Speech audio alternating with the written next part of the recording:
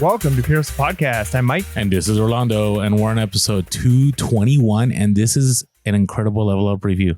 Yeah, I've been really excited. Like when we first decided we were going to do this book, I was kind of iffy. Like I'm like, because sometimes like the quote unquote self-help books and you see them all over the place. They're like always the front of stores. You go into an airport or whatever, like those are the books that are up front. And a lot of them are basically the same thing, repackaged a bunch of ways and just full of nothing but, kind of common sense stuff. But I really like this one because I feel it's very practical and very realistic in the sense of a lot of books I feel like try and sell you a dream. I feel like this one breaks things down to what it really takes, the difficulty, and also the benefit of developing habits. So today we are going to be reviewing the first several chapters of Atomic Habits by James Clear. Yeah. So before we get started, though, let us know down below in the comments, have you already read this book? Are you reading it right now? And what are some of the atomic habits you are currently starting in your life? And the reason I decided on this book was I just, when you keep seeing books, right, you're intrigued, you're interested. And one thing I noticed while reading this book, and I'll share this later on, is as a full-time reseller, as a person that values their time freedom, I don't like being governed by anything. Like I like being my own boss. I like doing what I want to do. I like waking up when I want to wake up. I like working when I want to work. But this book challenged me a little bit. And again, we all have these different kind of books that challenge us differently in the way we like. Like you like Jocko, you like David Goggins, right? I like Jocko more than Goggins, but yeah. Okay, yeah. But you kind of like the no holds barred, let's make this happen, let's be disciplined kind of deal, right? I'm more of like I don't like any of that. Like I see it and I think there's value and there's truth. But I like the practical, I can do this right now kind of deal. Now, those books provide some of that, but it's more like motivation, inspirational.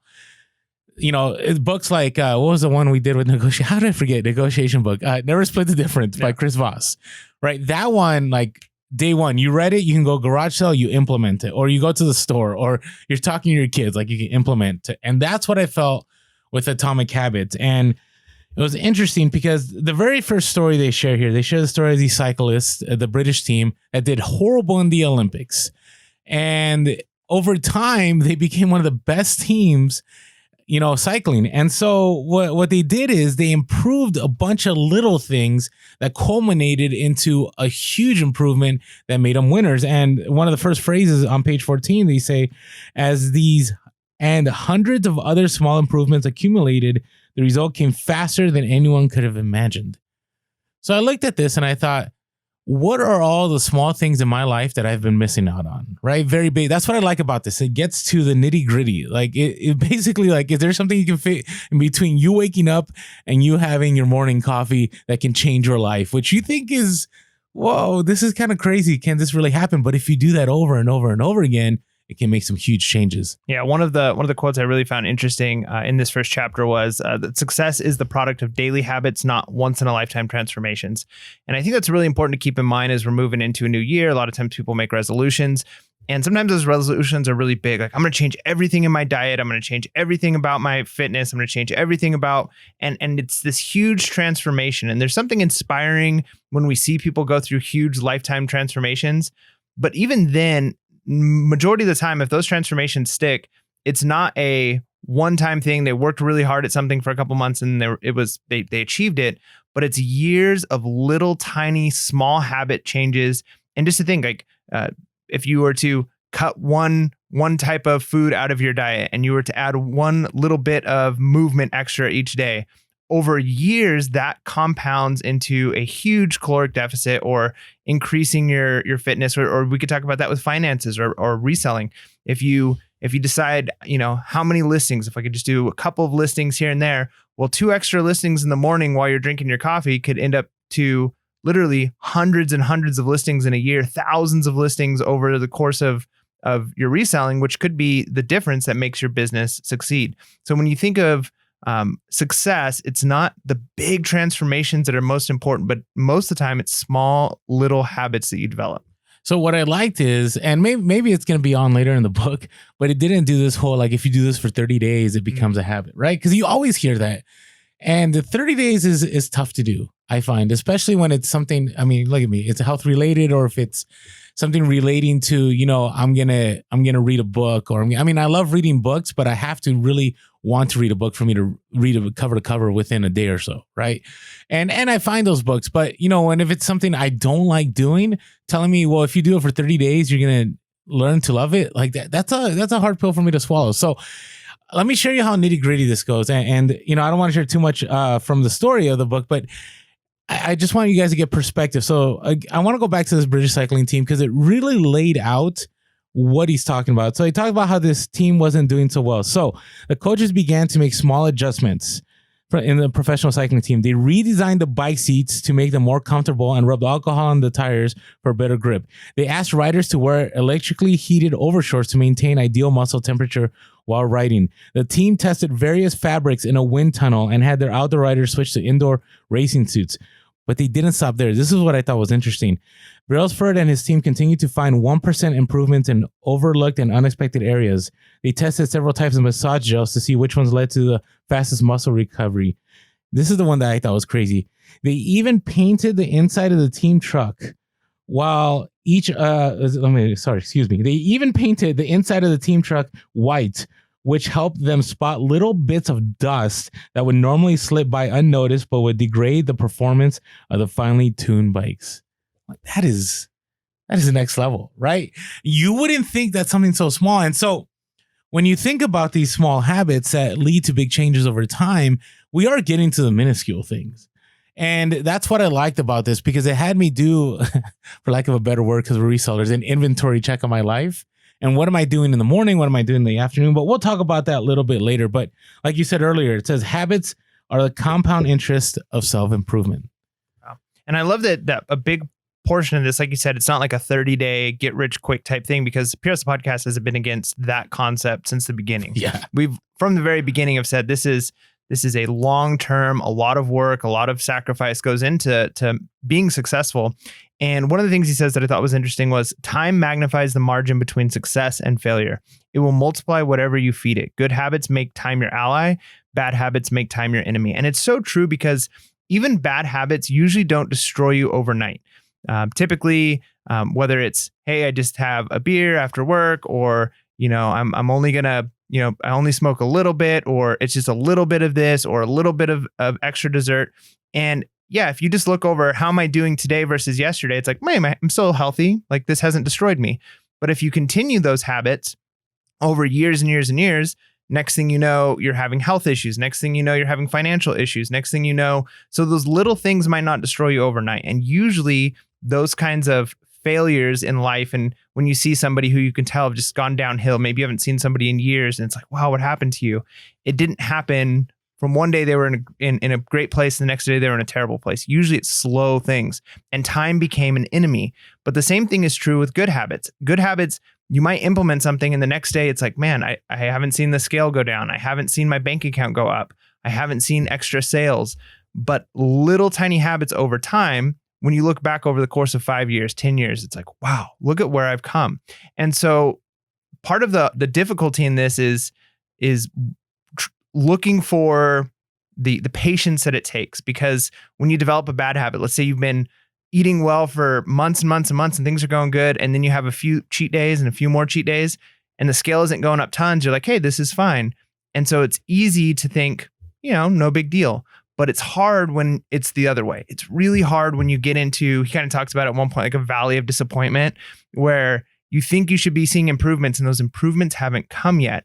And it's because those improvements might be 5 months, 6 months, a year down the road, where all of those things have stacked up. And so the patience is really difficult. And that's where I would argue that the discipline in the small habits is important. But what I love about this book is it doesn't just say do good things, but it gives you very practical ways of making those habits achievable and actually making those habits something that are going to stick. Yeah. And so the philosophy that got me hooked was this: the idea that habits will give me more freedom, which I kind of had to unpack that a little bit. So you read that. I'm going to read it one more time, because as a full-time seller, one of the reasons I love doing what I'm doing is not because of the money I make. It's not because, hey, now I can, spend all the time I want sourcing, or it's because of the time freedom I have with my boys to be able to do what I want. I travel when I want. I can leave for a week, and as long as I have enough inventory, stuff sent into Amazon FBA,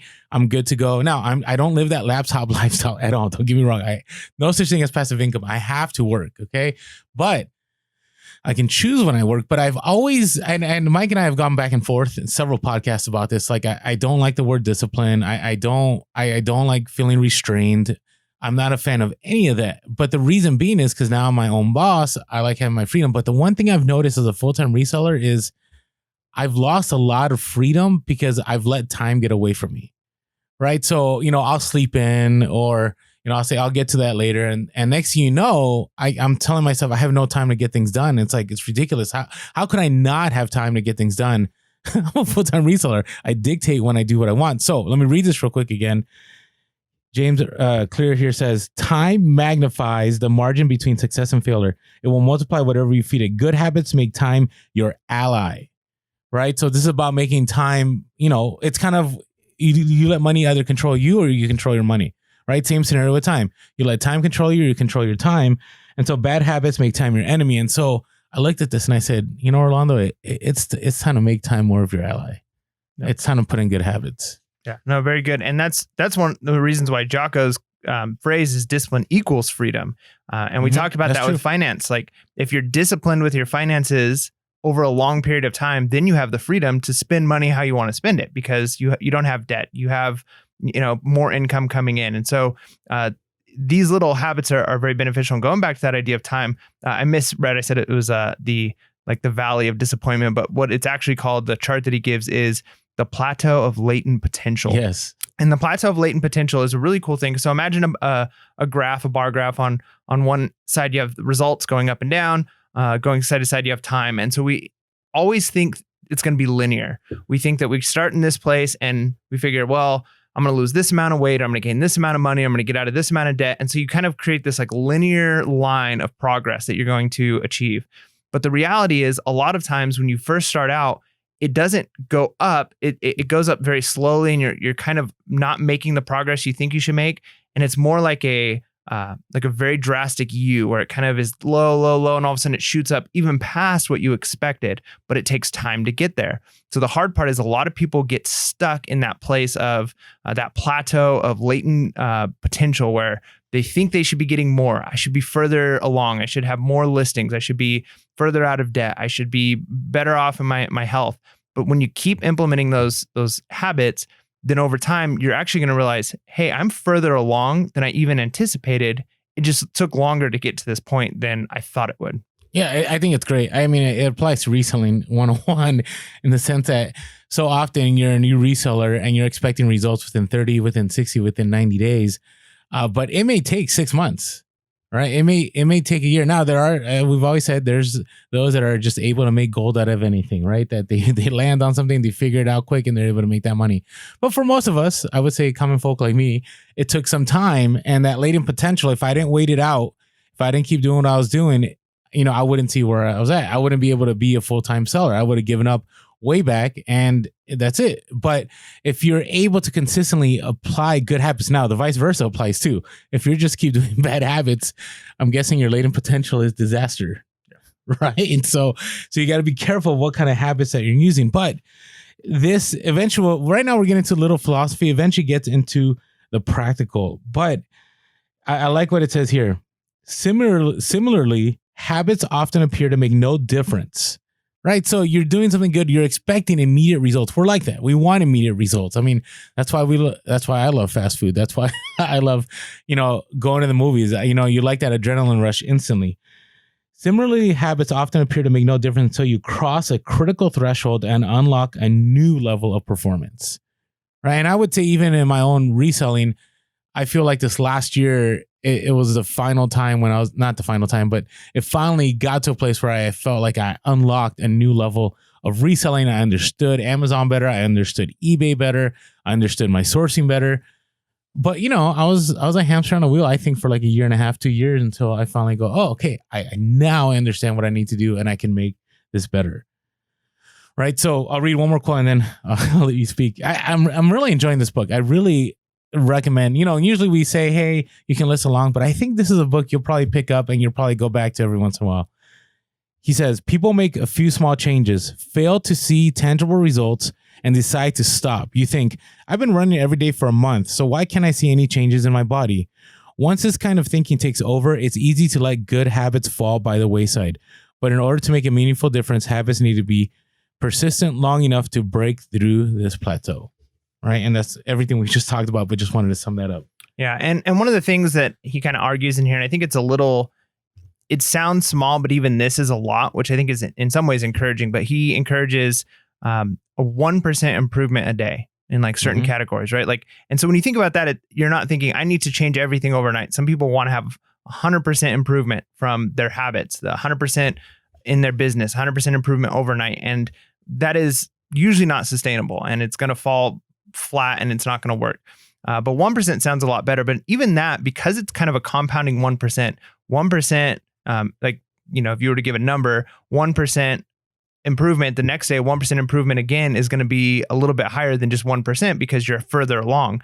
So a 1% compounding improvement over, a course of time doesn't mean it takes 100 days to get to 100%. You're going to get there significantly faster because of that compounding 1% improvement. You're getting 1% better from where you are today. And I think that perspective of being 1% from where you are, where you were yesterday is a lot easier than trying to think, I need to do this all immediately. And one of the ways he encourages this is by saying, it's not so much setting the goals that's important, because a lot of times people have a goal, but they don't do the things that it takes to get there. And I'm a big believer that you have to have something you're aiming at. Otherwise, you're just going to be aimlessly moving around and not actually progressing. But a lot of people get stuck on setting the goal and don't set up what he refers to as the systems, the little things that it actually takes to get there. And he mentions that he says, if you want better results and forget about setting goals, focus on systems instead. And he says, you don't rise to the level of your goals, you fall to the level of your systems. And so the idea here is the daily habits that it takes. And an example I give my students when I'm talking to students about habits, because we have a class every day where we kind of go through these types of things, is something like brushing your teeth. Brushing your teeth in the morning is something nobody even thinks about anymore, right? It's just something you do. I would hope most people do this. And it's not something you have to think about. A more challenging habit, when you're first forming it, it takes time to process and get through it. But once you have those systems in place, you're going to fall to that level. So the lowest you're going to go are the systems you've set in place. So if you've set systems in place to ensure that you are working on your business for a certain amount of time, that you're improving yourself, that you have little tiny habits that are going to get you to where you need to go, then when things get really bad, those systems, if they're strong and they're in place, you're going to move forward. And what I would want to kind of encourage is I think 1% might even be, I don't want to say too high, because in the beginning you can usually do a little bit more than 1%, but 1% compounding every single day, you could probably get away with significantly less than that. And over the course of a year and 2 years, you're going to be significantly further along towards your goals than you would be if you tried to do it all at once in a short period of time. Yeah. And the example he gives in here, I like, because I'm a 49ers fan, but gives the idea of, Bill Walsh, when he was a coach of the 49ers, had these practices, had these plays, they consistently did these things. And somebody had asked him and said, and let me read this real quick. The only way to actually win is to get better each and every day. In the words of 3-time Super Bowl winner Bill Walsh, the score takes care of itself. Right. And we know as resellers, if we're consistently listing, right, we may not see sales, but if you look at it from a macro scale over a week, over a month, you see the results. Right. So at the moment, you're not getting these immediate results. You're out there sourcing, you're listing, you're kind of like, I'm done, like nothing's happening. And out of nowhere, the surge comes. Right. And you're like, okay, I understand. I need to stop worrying about the day to day. I need to look at a macro scale and realize as long as I'm putting in the right work and I'm developing good habits, I'll have good results. Now, the next part I like, though, is the problem is that achieving a goal is only a momentary change. And I thought that was good, because I will tell you how many times it's like resolutions. Like we reach a resolution, right? It's January right now. Most of us, I would say, have given up on resolutions. I mean, unless everybody that listens here is like, we get things done.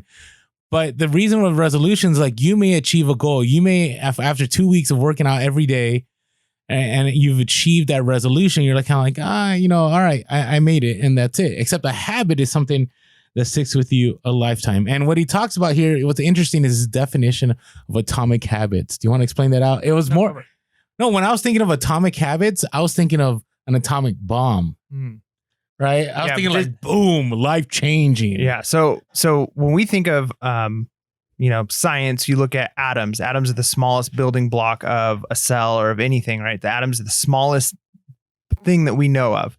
And so these atoms are what make up the bigger parts, and the bigger parts make up bigger parts, right? And it's this almost compounding thing where it gets larger and larger and larger. But when you break it down to its smallest unit, it's the atom.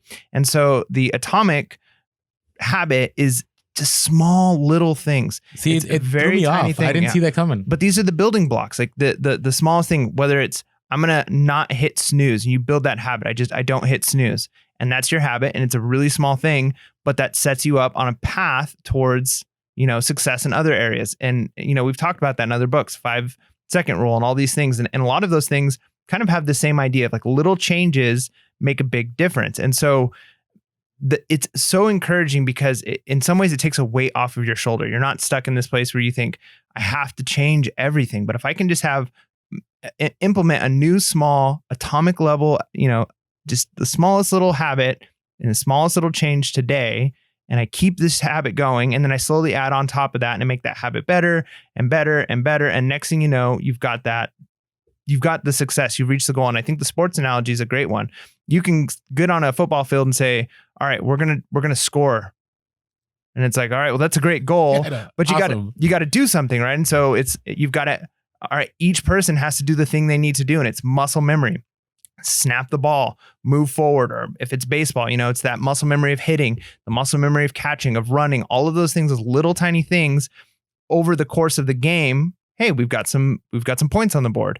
But if your only goal is to get points on the board and you're not doing those little things that it takes, you're never going to get the points. Mm-hmm. Agreed. And so it was a great kind of foundation because it seems really tangible, right? At first, when I'm thinking atomic habits, I read this as this is one of those guru books, right? I'm like, oh no, like it started really well. But then when he broke it down that, hey, if you just do these small things over time, they'll build, because we're talking about atoms, not atomic bombs. Change the whole equation for me. Now, I love the next chapter, and when he talks about habits, he's finally getting to what are habits about. And the first thing he talks about is the idea that you build good habits based on identity. So let's break this down a little bit. So he says the alternative is to build identity-based habits. With this approach, we start by focusing on who we wish to become. And I think that's very important. So they give the example here real quick of a person that doesn't smoke anymore, right? So, there might be a person trying to break a habit, and they will say, well, I'm not going to smoke. I'm going to stop smoking. But instead, he says, the second person declines by saying, no, thanks, I'm not a smoker. So instead of being a person who smokes, they're just a non-smoker, which changes. It's a pretty simple idea to understand.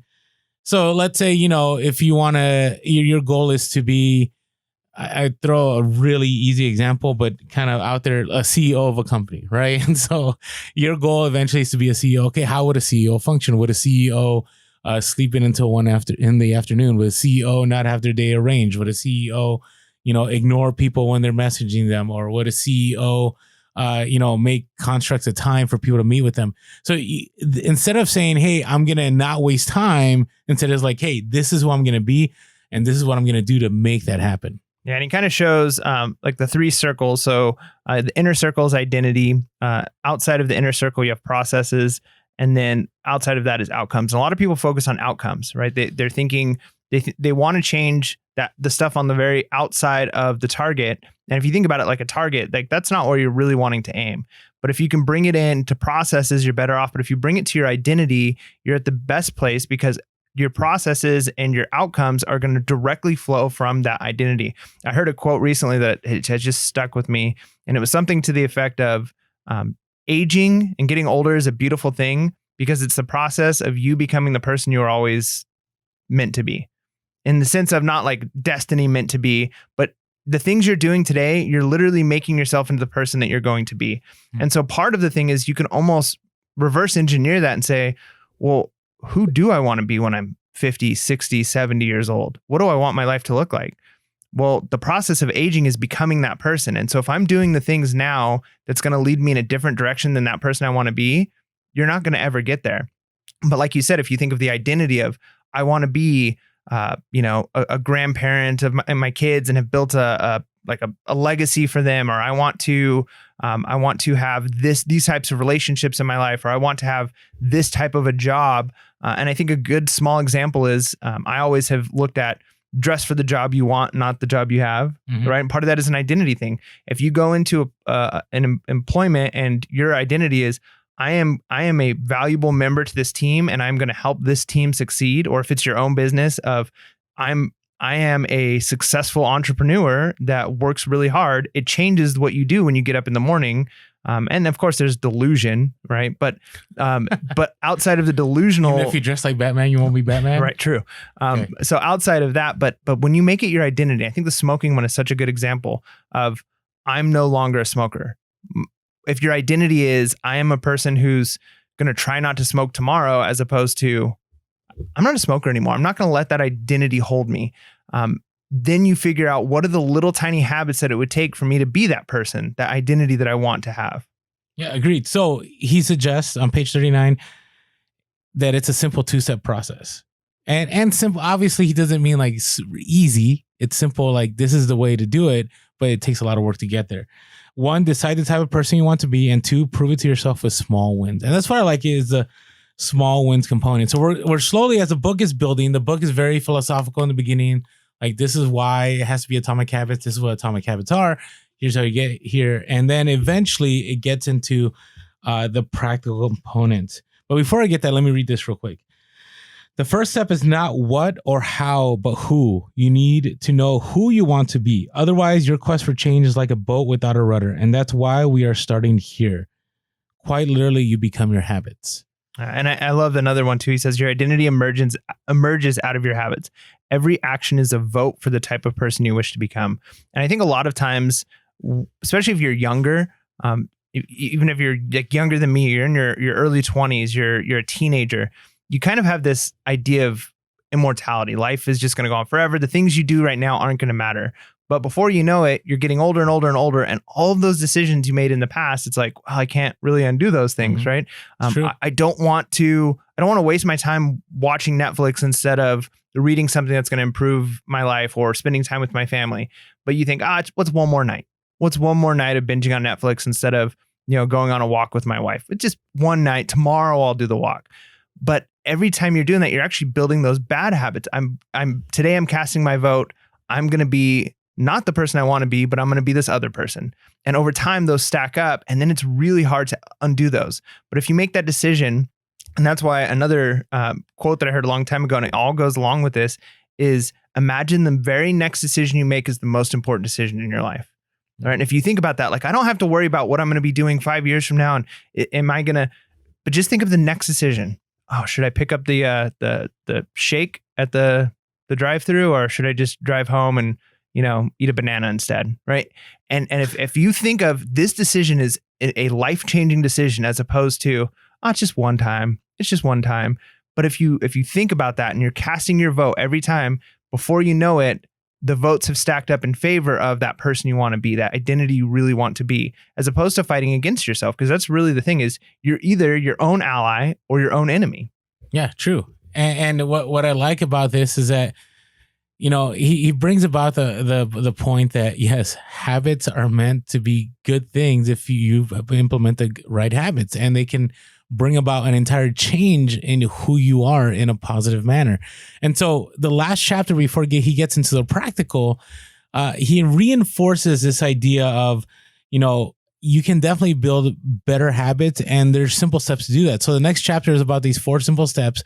But the first line that stuck out to me is the line that I shared earlier on as to why this book hooked me from the beginning. It was, habits reduce cognitive load and free up mental capacity so you can allocate your attention to other tasks. And I thought about that because he talks about here later on about how so many things are so automatic to us, right?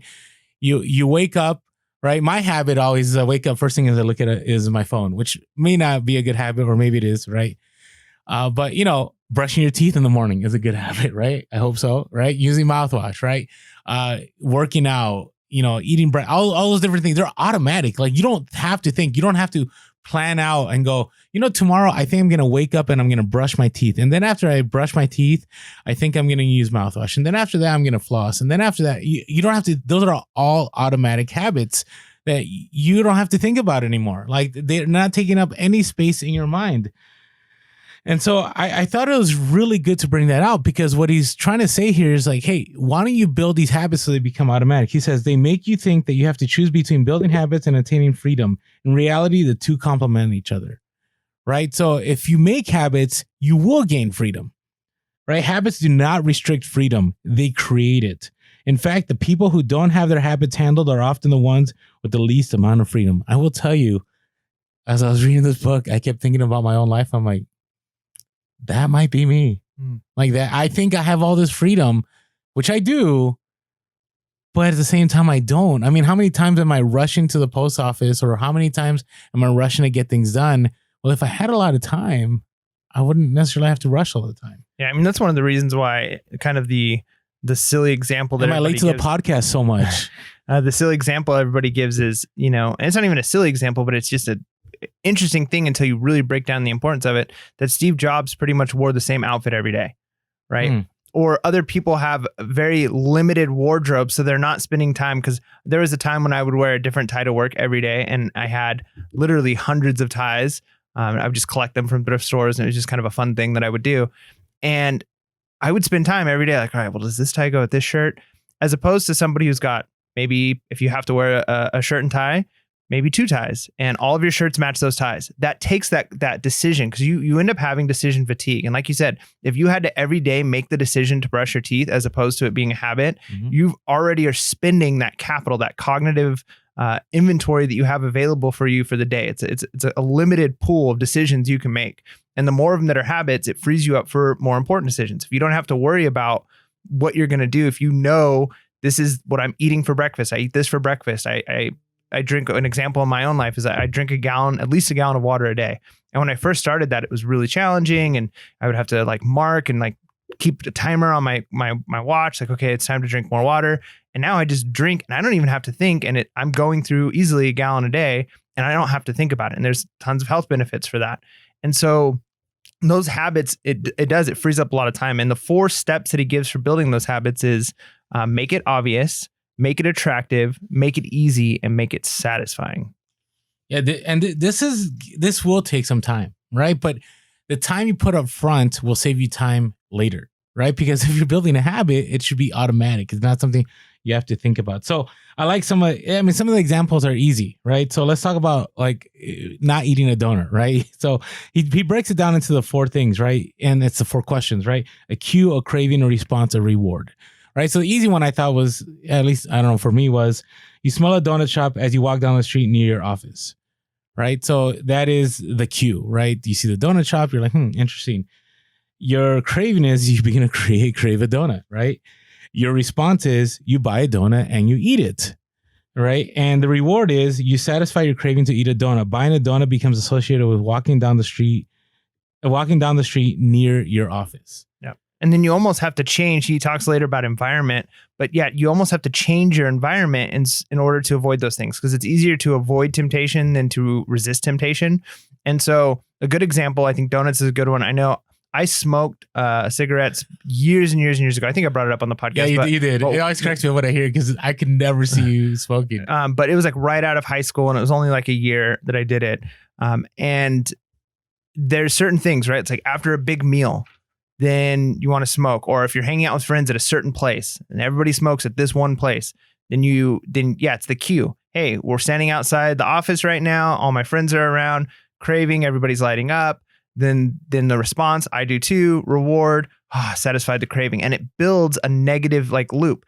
And then, so every time I'm standing in that spot, so what do I have to do? I have to literally avoid those cues. Right? I'm not going to stand outside in that area with those people. If I want to hang out with those people, hey, we can hang out in the break room when you're done smoking, right? But if you go to that place and say, I'm not going to smoke, I'm just going to, hang out outside with you guys while you do, you now are fighting a temptation as opposed to resisting it. And so, understanding that you've got the cue, the craving, the response, the reward is really important, because a lot of times we try to avoid the response as opposed to avoiding the cue. Yeah. And this is specifically talking about bad habits, but the same thing is true for good habits. You can develop those good habits and have a cue. After I brush my teeth, I do this one thing that's a really good thing. And then it becomes a habit of every time you brush your teeth, it's like, oh, now it's time for me to turn on Audible and listen to 20 minutes of a self-help book.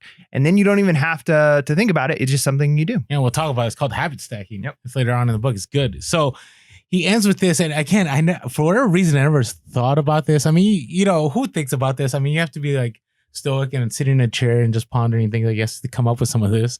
But he says, most of us never give a second thought to the fact that we tie the same shoe first each morning. Do you do that? Do you ever like switch it up? Yeah, probably the same one. I'm pretty sure it's always the right foot for me.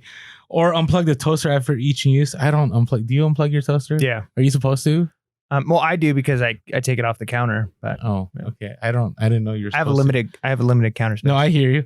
Or always change into comfortable clothes after getting home from work, which is true. And then when you don't, I remember when I was an administrator, I always had to wear, a suit coat and a tie. And I remember that was the first thing I did when I got home, was taking off that tie and that suit coat.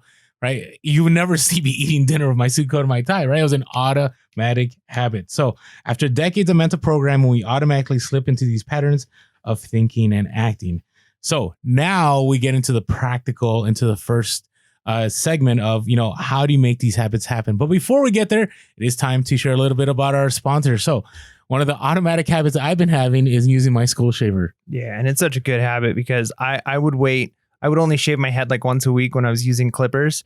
And there was always like a 2 or 3 day during that time where I hated the way my hair looked, but it was like too time consuming to take out the clippers and shave my head and sweep up the floor. But now that I've got my skull shaver, it's in the morning, as soon as I'm getting ready, just like the brushing the teeth, it's just a couple of minutes, boom, done. And I'm actually saving a ton of time. And I love the way my head looks all the time now. Yeah, it's great. So, and by the way, if you haven't been following us on Instagram, there have been people have purchased skull shaver and shown us, said, hey, Orlando, this was a game changer. Glad we picked this up. So if you haven't had a skull shaver and it's time for you to shave your head, go to skullshaver.com, use our promo code PURE, that's PURE, to get that discount. Also want to say thank you to all of you that have been sponsoring the podcast. I'm hoping that eventually we get to a place where we'll be able to offer extras. We're slowly getting there. Wish it was a little bit faster, but every single one of you that sponsors us is definitely a help. So if you can go to buymeacoffee.com/purehustle, that's buymeacoffee.com/purehustle, or the link below, you'll be able to sign up. And for less than $1 an episode, you can sponsor us and make this podcast be available to more people and allow us to provide more content. All right, on social media, we are Pure Hustle Podcast on Instagram, Facebook, and TikTok. We are Pure Hustle Cast on Twitter and now Clubhouse. And we see the Clubhouse community growing. Again, it's by invite only. We've gotten messages about, do you have any invites? They're very limited. And so usually, we have people, it's first come, first serve. And usually by the time somebody asks us, it's already gone. But if you get a chance, look us up on Clubhouse, follow us. It's incredible, the wealth of knowledge that is being shared there. I kind of said it was a bougie app and all that. And I still think it kind of is a little bit because it's invite only, right? But there's a lot of good things happening in that place. I've met a lot of people I would have met before. So when you think about Clubhouse, I know some of you may be hesitant about it, but if you get an invite, I would take it up. Think about being able to go to a seminar of whatever your liking is on a daily basis whenever you want it, right? So yesterday, I was in a room with a bunch of FBA sellers, so it was like I went to an FBA seminar. The other day, I was in an eBay one, and then the other day, I was in a room with Grant Cardone and like 1,000 other people. But it was like going to a seminar. So, anyways, check us out there on Clubhouse if you haven't checked us out. You can always give us a call, 619-738-1170 at 619-738-1170, or shoot us an email at purehustlepodcast@gmail.com. That's purehustlepodcast@gmail.com. And as always, we are grateful for every single one of your reviews on iTunes. They definitely help us out. We're about like 10 or 11 away from 400. So if you could just take a moment, go to iTunes reviews, write an awesome review for us. It would really help us in the algorithm there. And thank you for all the support, from buying t-shirts to dropping money badges on Instagram, to just helping us out through buymeacoffee.com/pure hustle.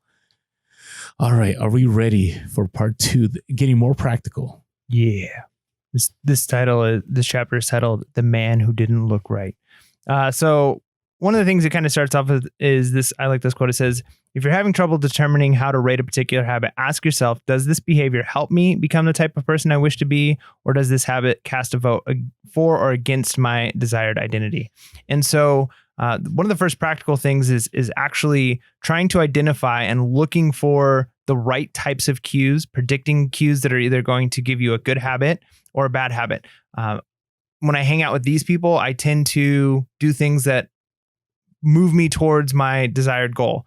When I hang out with these other people, I end up doing things that lead me away from that goal. And so being able to identify those cues and recognize and predicting, is this something that's going to help me or hurt me, is the first step. And it's really just that recognition of, is this something that's beneficial or not? And it's such an easy thing to do, but we often don't think about it until later on when we're reflecting, if we reflect, which hopefully we all do, but oh man, yeah, I probably shouldn't have done that because I ended up eating too much, or I ended up, smoking again, or whatever the scenario is that you're trying to avoid, or I didn't do those things that I wanted to do.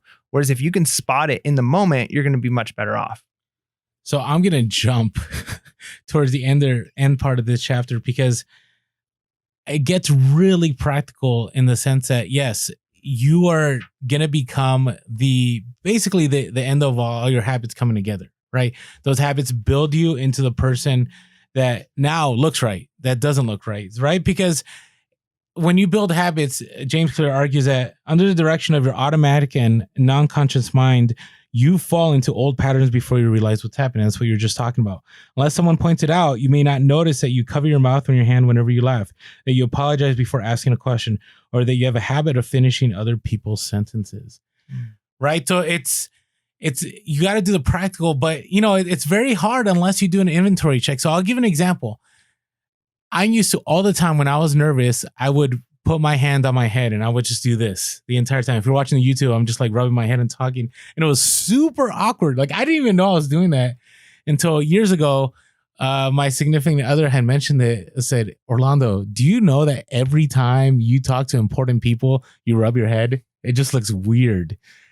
And then I became self-conscious about it, but it was a good thing, because now, when I do the podcast, every once in a while you may see me doing this. Maybe when Mike says something awkward, I might do that. I don't know. Oh, then that never happens. So it never happens, right?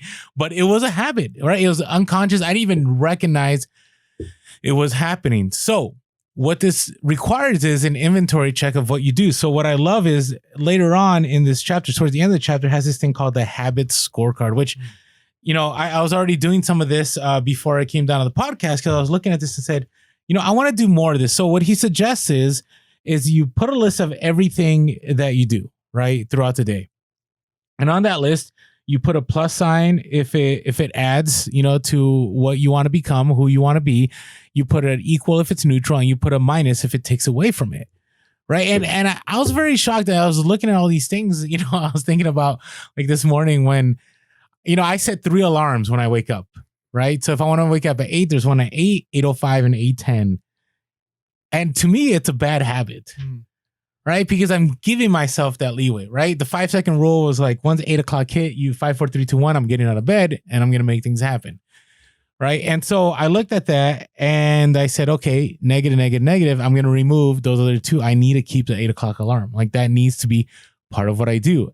And it'll be automatic over time. It's going to take some adjusting, but that's what it's going to take. And so the reason he has you do this, because later on we'll talk about this, he makes you basically add things so you stack good habits upon good habits. Now, what this also does, it has you put in check what is bad, which I just talked about. So he'll talk about this signaling thing later on, but he says, hearing your bad habits spoken out loud makes the consequences seem more real, right? So if you're able to do this check and you're able to read this out, you can see this. And then he says, tomorrow I need to go to the post office after lunch, increase the odds that you'll actually do it. And I think there's some truth to that.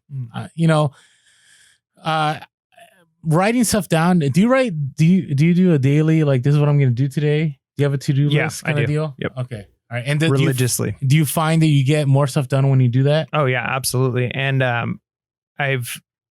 for me, it's one of those things where it is save time. It's one of those discipline equals freedom things. Is I get to work each day and I list out, here are the things I have to do, here are the things I want to do, and here are the things that are would be nice.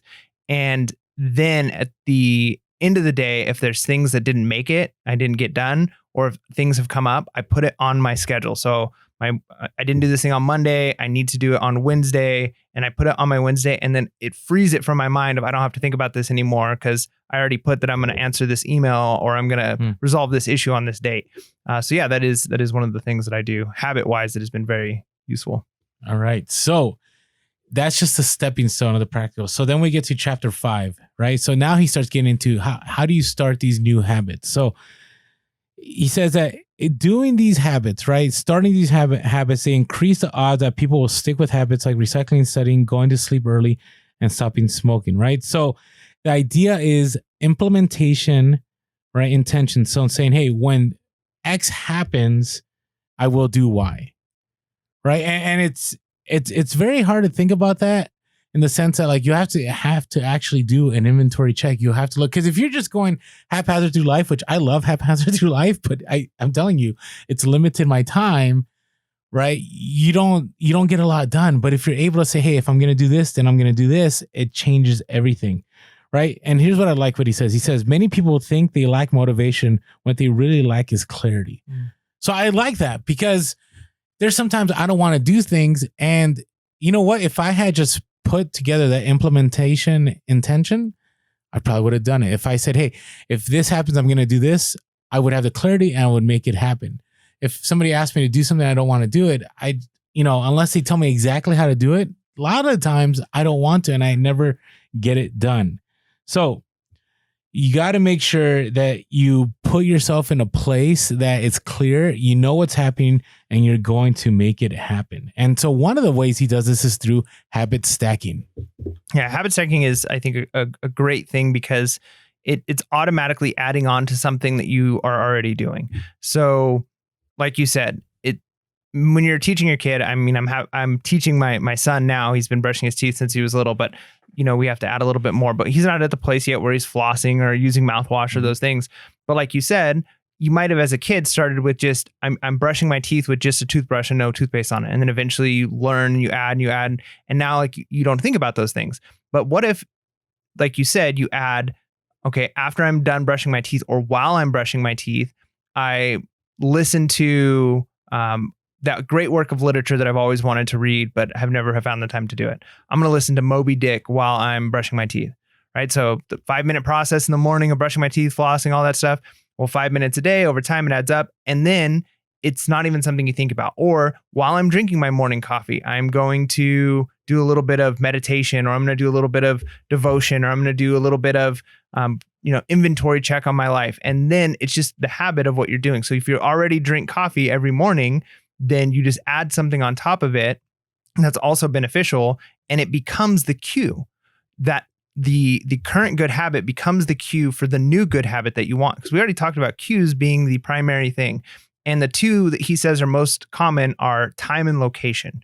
So the time of day or the time of something, and then the location of where you're at.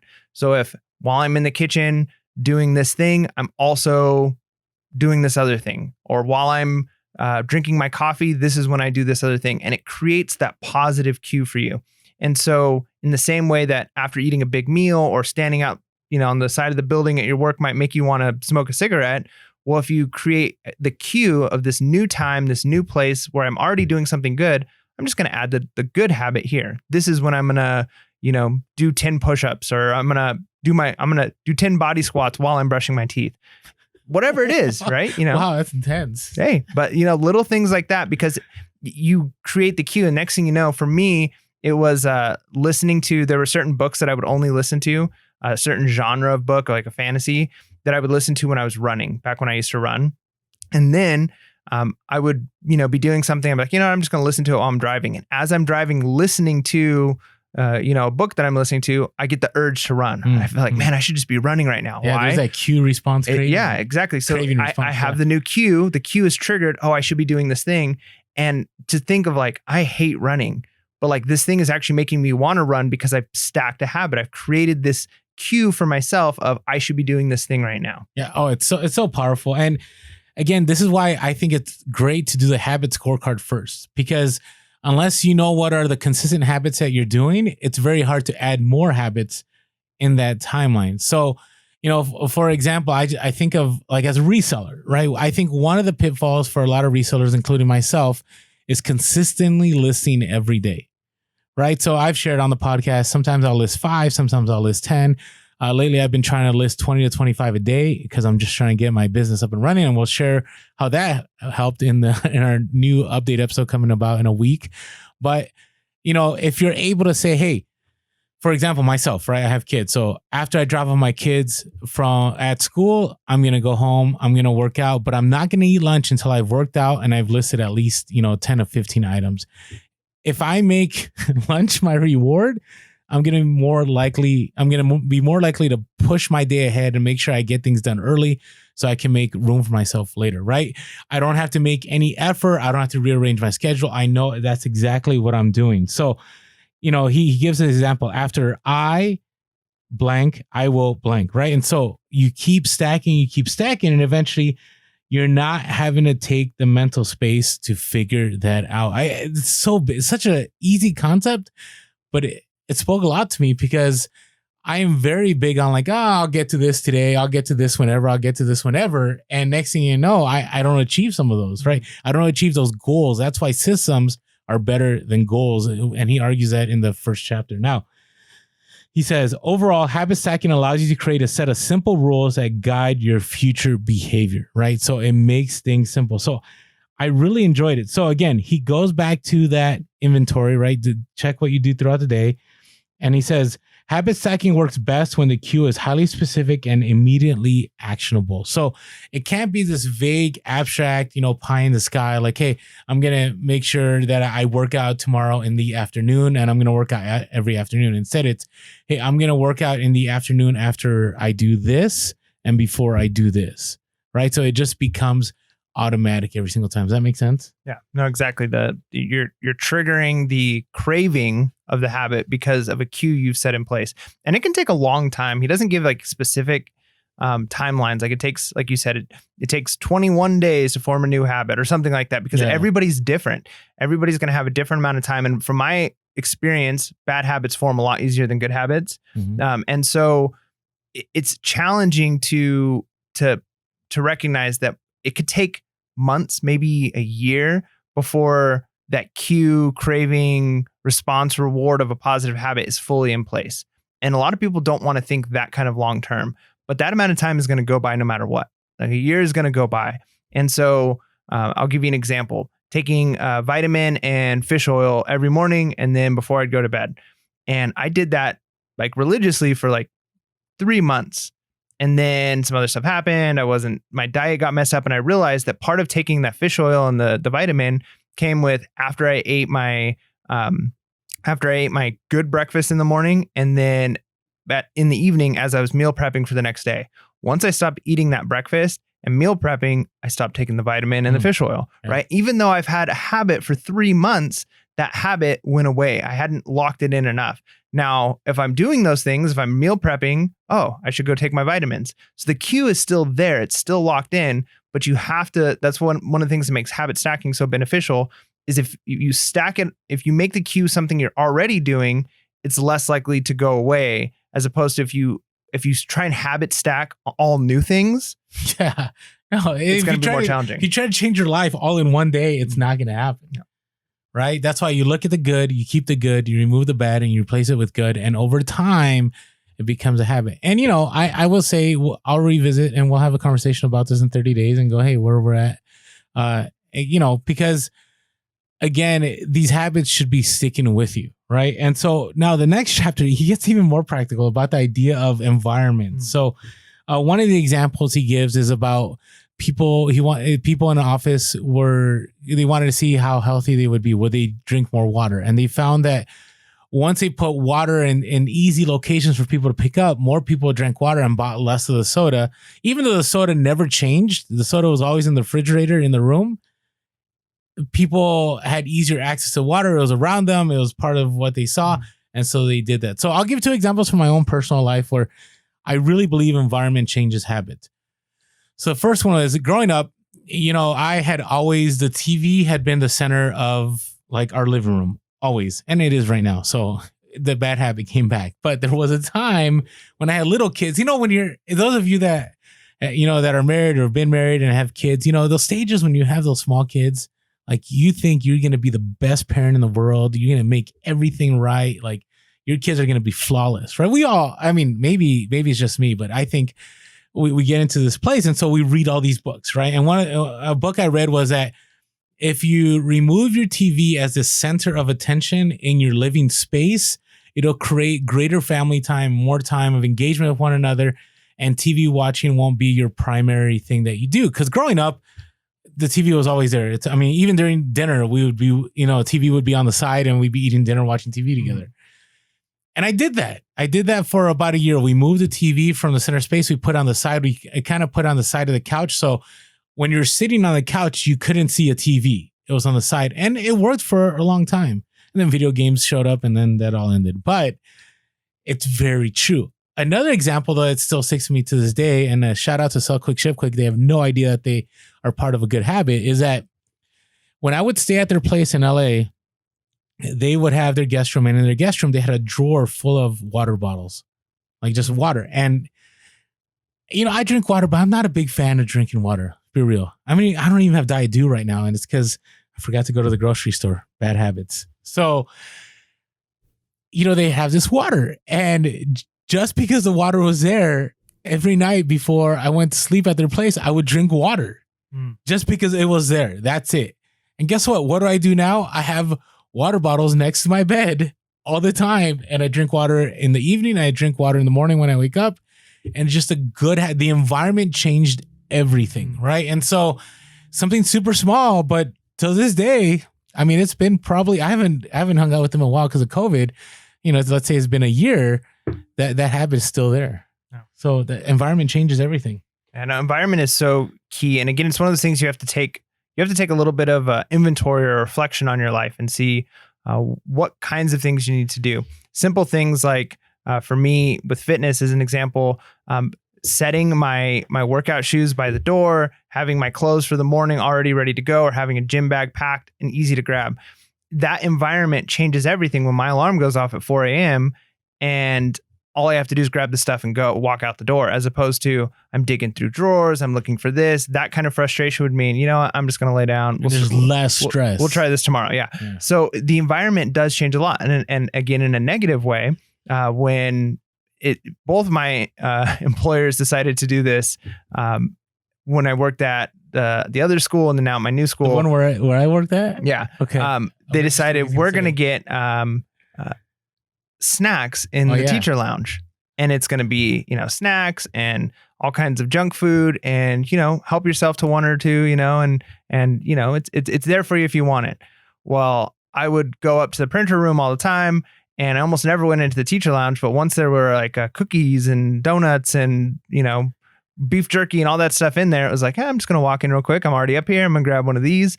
And yeah, that environment was really bad for me. So when I decided to break that, I literally would go the long way up the other side of the building, so I never had to walk past that room. That's so funny. I was one of the creators of that program. Yeah. The reason being was I wanted to create greater engagement with teachers. Yeah. No, there was a good part about it. There definitely more teachers would hang out in that room. That's hilarious. But the environment was not beneficial for the current goals that I had. And so you've got to think about that in your life. Do you have junk food easily accessible in your cabinets? Well, you're going to have a really hard time avoiding the cravings because you have access to it. And maybe even taking the long way somewhere.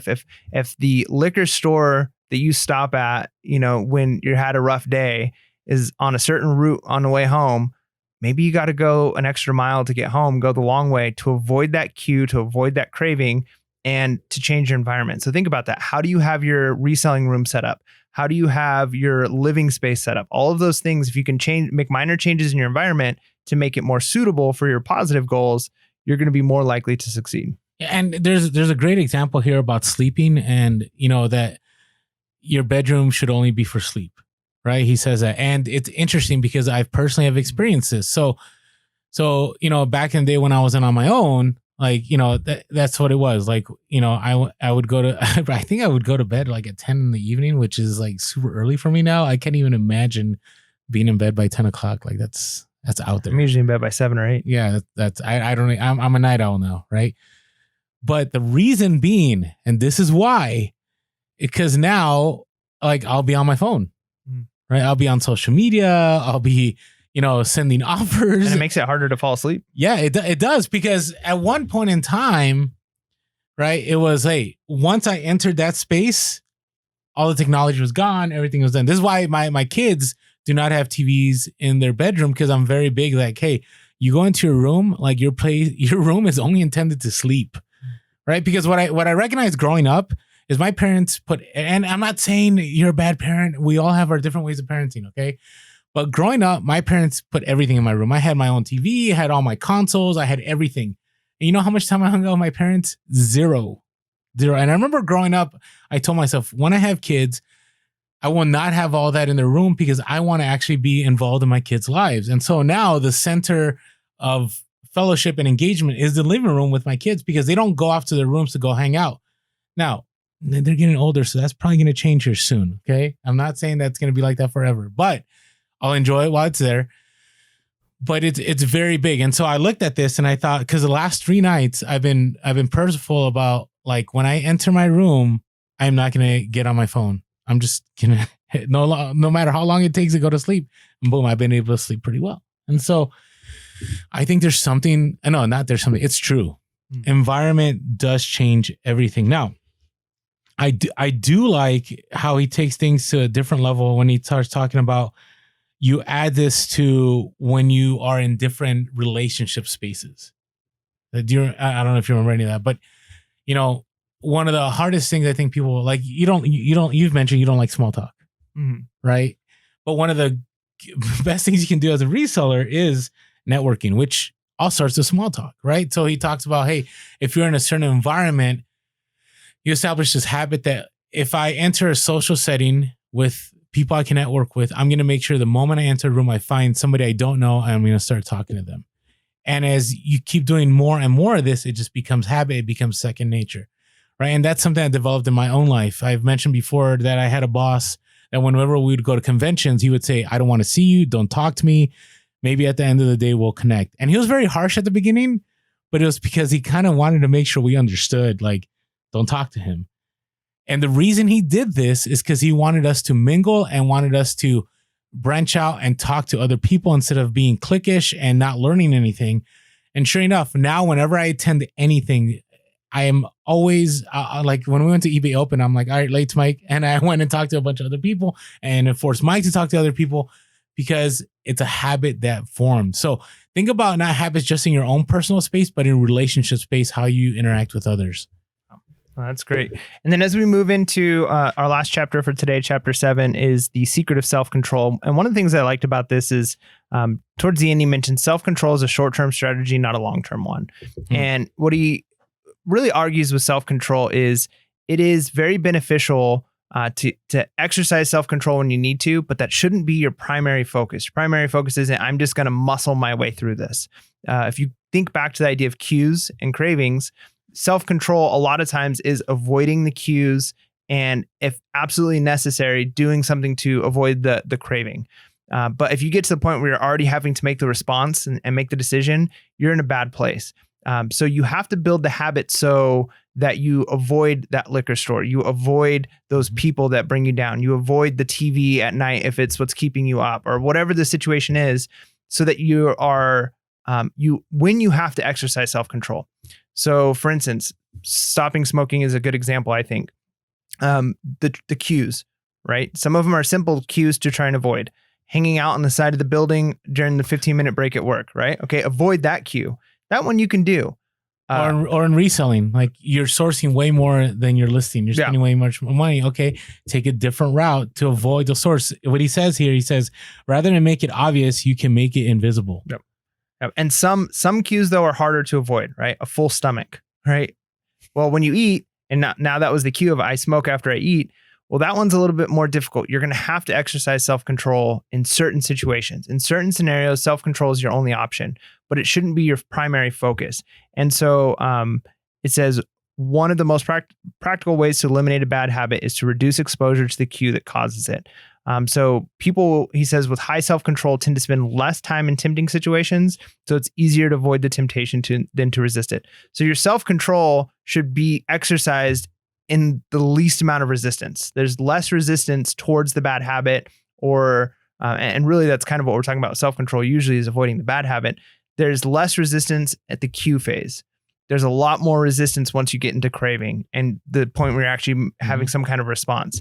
And so just like you said in the beginning of freeing up that mental cognitive space in your life by having certain habits, it's easier to fight the battle when you haven't gotten full-fledged into it, right? To run away, to flee instead of to fight. And so the self-control, as he kind of argues here, is don't try and muscle your way through it. Make it, like Orlando quoted, an invisible thing. Make it something that you can kind of fight inside before it gets to, I've got a bottle of alcohol sitting in front of me, or I've got the TV already on and that show playing, which always sucks me in, right? At that point, it's a lot harder to turn off than if you fought that battle a little bit earlier. Or I have my phone on Clubhouse and I've been on Clubhouse for like 16 hours. Yeah. Even having the phone having the phone in the room, right? Yeah, no, agreed. So agreed. It's so good. So there's so much more practical stuff up ahead. We even talk about the dopamine spike and all these good things. But that's for our next level up review. This is part 1 of a 3-part series of Atomic Habits. Great book. Definitely suggest you pick it up. We get nothing out of it. Maybe we'll get like 10 cents if you go through our link. But we want to be able to help you not only be a better reseller, but just be a better person overall. And with that being said, make sure to be real, be relevant, and be reselling. Peace.